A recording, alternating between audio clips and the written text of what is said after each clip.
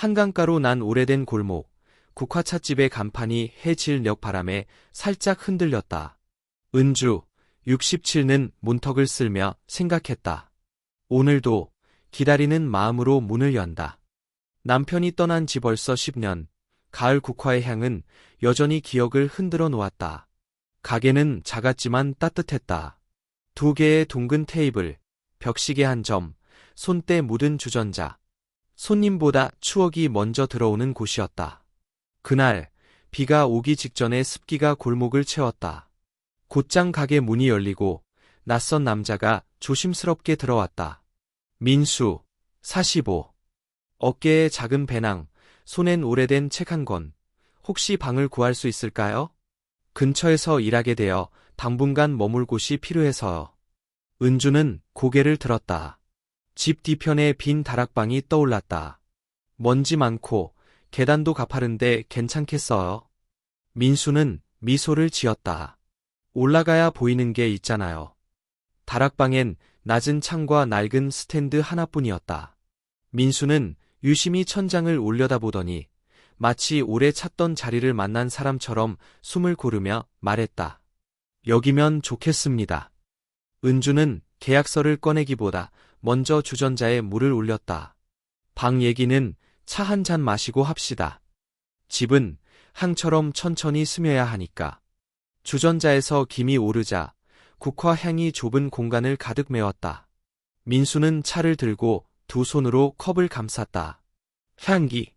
사람을 낮추네요. 그는 빗소리를 듣듯 천천히 말을 이었다. 제가 돌보던 어르신이 계셨는데 그분이 떠나시면서 이런 말씀을 하셨어요. 따뜻함은 오래가는 향이다. 그 말이 자꾸 생각나서요. 은주는 낯선 공감에 가슴이 울렸다. 그녀의 남편도 생전에 따뜻함을 입에 달고 살았다. 이 집 규칙이 있어. 은주가 말했다. 늦은 밤엔 발소리를 낮출 것, 돌아올 땐 국화 냄새를 한번 맡을 것, 슬플 땐 말없이 컵을 내밀 것. 민수는 고개를 끄덕였다. 배우겠습니다. 며칠 뒤 가게에는 다시 오래된 평온이 돌아오는 듯했다. 그러나 작은 균열은 예고 없이 찾아온다. 오후 늦지막이 동네 주민센터에서 자원봉사 안내문이 도착했다. 노년 글쓰기 모임 모집. 은주는 망설이다가 전단을 접어 카운터 뒤 찻잔장에 꽂았다. 글로 마음을 붙잡는 법을 늦게라도 배우고 싶었다. 그때 민수가 가게로 들어왔다. 사장님, 혹시 이 근처에 타자기 수리하는 곳 아시나요? 은주가 눈을 크게 떴다. 타자기를요? 네, 아버지가 쓰던 걸 고쳐서 가끔 글을 적어보려고요. 그는 배낭에서 회색 타자기를 조심스레 꺼냈다. 금속이 햇빛에서 오래 잤던 듯 무뎠지만 키 하나하나에 시간의 지문이 남아있었다. 소리 들어볼래요? 민수가 타자기 리본을 손질하고 조심스럽게 키를 눌렀다. 또각, 또각. 찻집 공기 사이로 규칙적인 리듬이 흘렀다. 은주는 그 소리에 눈을 감았다. 마치 오래 비워둔 가슴 안쪽 어딘가가 다시 움직이기 시작한 듯했다. 이 소리는 은주가 낮게 말했다. 사람을 기다리게 하네요. 민수는 고개를 끄덕였다. 편지는 상대가 읽어줄 때까지 기다리는 법을 가르치니까요. 그날 이후 가게에는 2가지 소리가 섞여 살았다. 주전자 물 끓는 소리, 그리고 타자기 또각 소리. 사람들은 천천히 그 리듬에 맞춰 앉고, 마시고, 추억을 내려놓았다. 민수는 가끔 벽시계를 멍하니 바라보다가 무언가를 적어 짧은 메모를 테이블 아래에 끼워두었다. 가을엔 잃은 사람들의 빈자리가 더 선명해진다. 찻잔을 두 손으로 들면 체온이 마음으로 들어간다.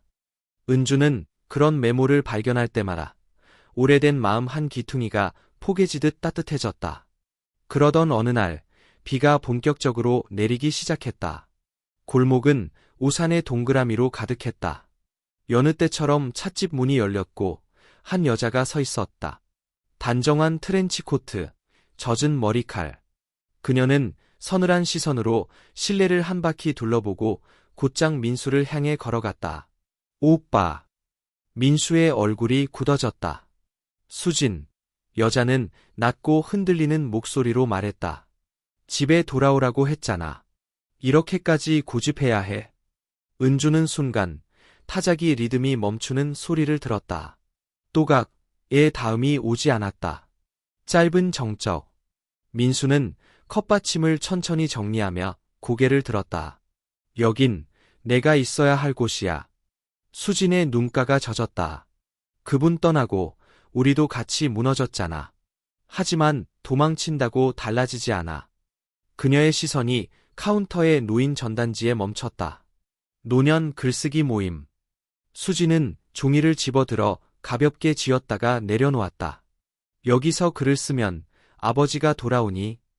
민수는 대답 대신 타자기에 키 하나를 눌렀다. 또각. 그리고 낮게 말했다. 돌아오는 건 나 자신일지도 몰라. 은주는 조심스레 중간에 끼어들었다. 젊은 사람들 얘긴 잘 모르지만 차는 끓는 시간을 기다려야 맛이 나와요. 급하면 씁쓸해지고 너무 늦으면 행이 날아가지요. 수지는 은주를 바라보았다. 사장님, 죄송해요. 소란을 피웠네요. 은주는 고개를 저었다. 가게는 사람 소란으로 따뜻해져요. 여기서는 누구든 마음을 덜어도 됩니다. 수지는 잠시 망설이다가 자리에 앉았다. 그럼 국화차 한 잔만 주세요. 세 잔의 차가 놓였다. 빗소리는 조금씩 잦아들었다. 국화 향이 서서히 퍼지며 세 사람의 숨에 얹혔다. 말들은 조심스레 놓였다가 때로는 침묵에 접혔다. 수지는 컵을 내려놓으며 속삭였다. 오빠, 아버지 제사, 올해는 같이 할 수 있을까? 민수의 손등에 핏줄이 드러났다. 그는 잠시 눈을 감았다가 천천히 고개를 끄덕였다. 그래. 그 순간 은주는 오래 굳어있던 마음의 매듭이 아주 조금 풀리는 것을 느꼈다. 그녀 또한 매해 같은 밤, 같은 그릇에 국화차를 내려놓곤 했다. 문득 바람이 세차게 불면서 가게 문이 덜컹거렸다. 은주가 문을 고정하려고 일어나는 찰나 다락방 쪽에서 작은 소리가 났다. 툭! 천장 어디선가 떨어진 오래된 상자 하나.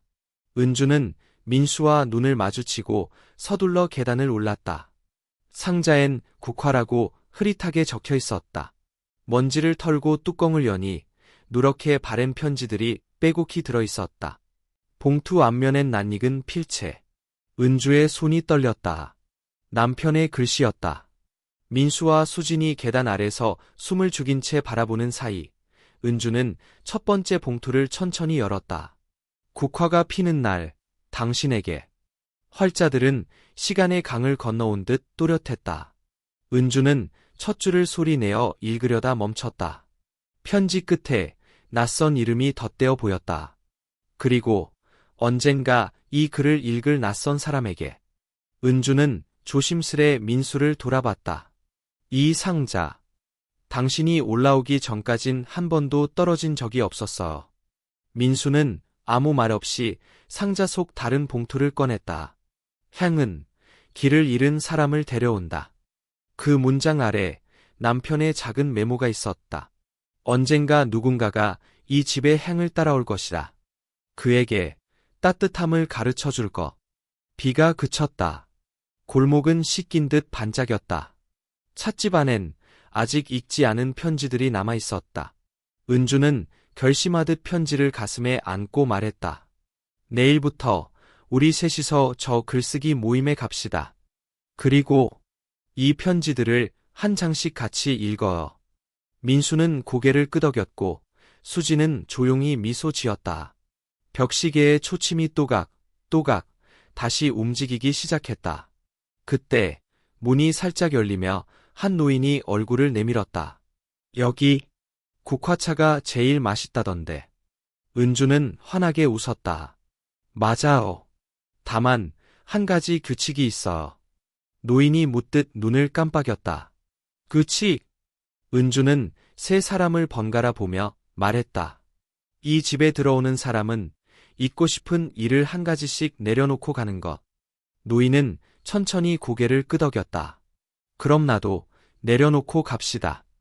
그리고 타자기의 소리가 다시 시작되었다. 또각, 또각.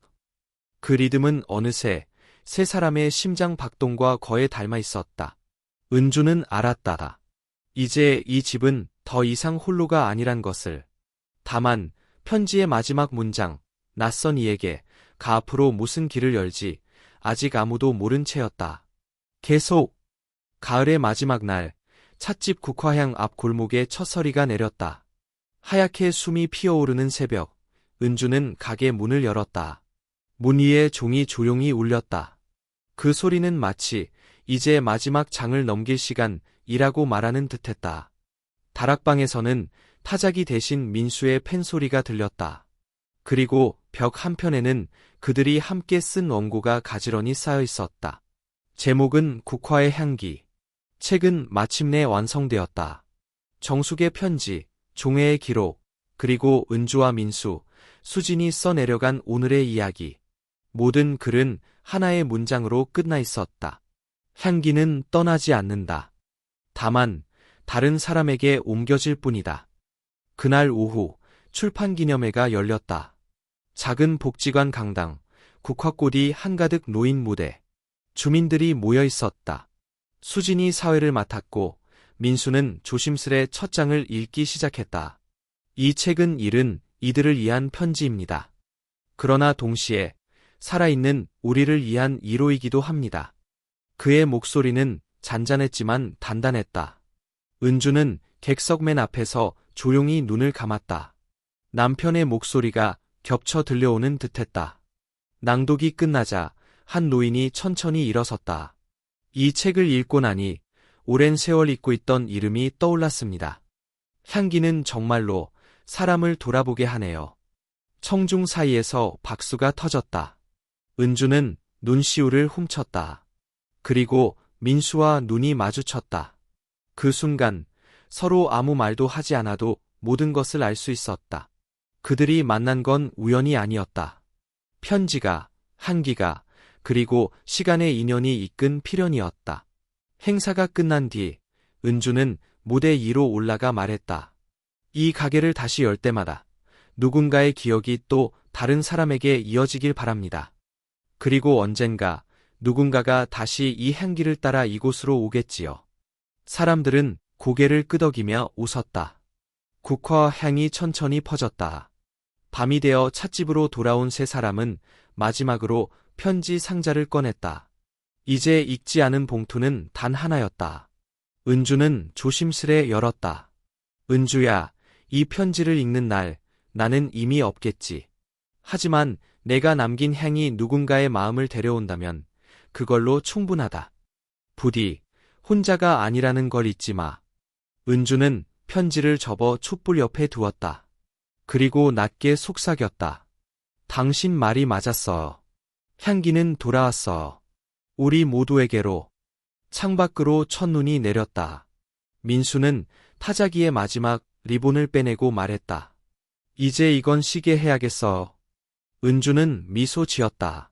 그래요. 이제 향이 할 차례죠.